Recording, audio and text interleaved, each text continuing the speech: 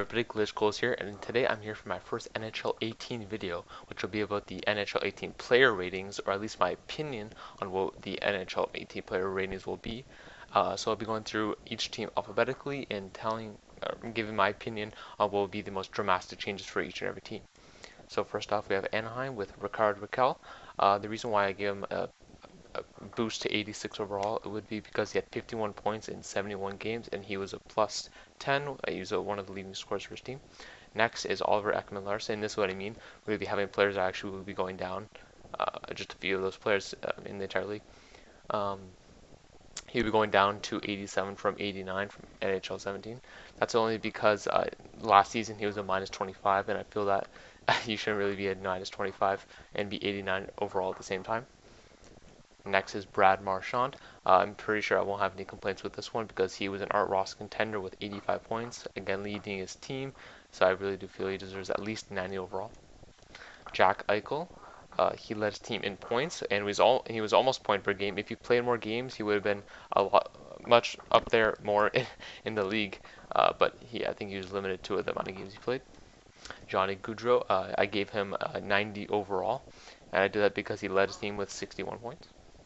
Jeff Skinner, he scored almost 40 goals, but he also got 60 plus points on Carolina, which would be the team lead. Richard Panik from the Chicago Blackhawks, he scored 44 points, and he was a good solid second lineup player. That's why I believe he deserves that 85 overall. Mathews, I'm downgrading him to 87, and although he might not be in Colorado for long, he is there right now, so I downgraded to 87 overall because he is a minus 34 player in the last season, and also he had less than 20 goals, and he barely got 40 points. Alexander Weinberg is a great rookie for Columbus.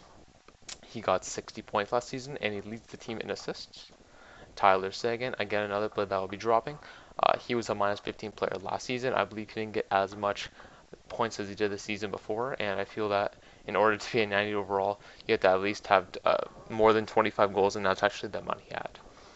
Henrik Zetterberg, his NHL 17 rating was 88, and I'd be upgrading him to an 89.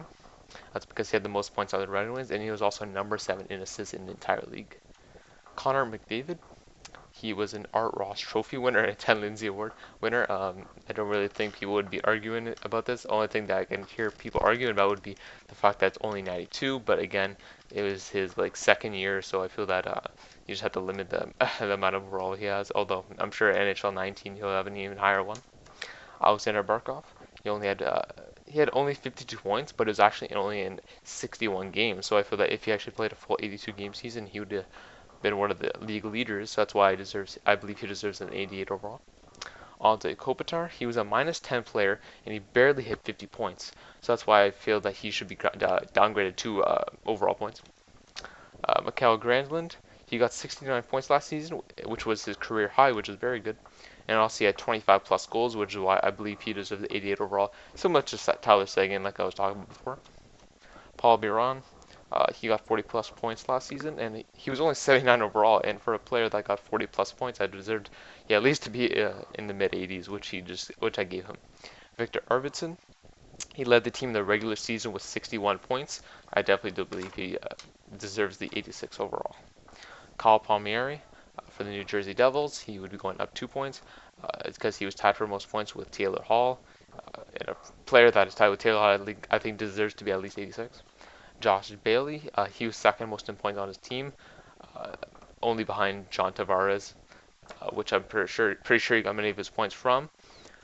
JT Miller, second most points on the Rangers, and I feel that that's why he deserves 86. Bobby Ryan, he would be another player going down.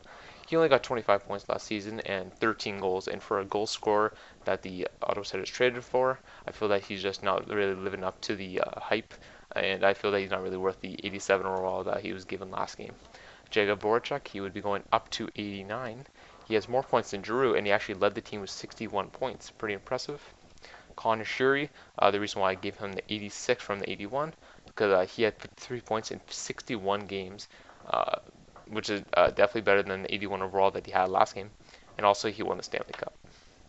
Brent Burns, again, no complaints here, I don't think. He won the Norris Trophy. He led the team for points as a defenseman, which is very impressive. Only a few other teams had that. I think Ottawa did as well.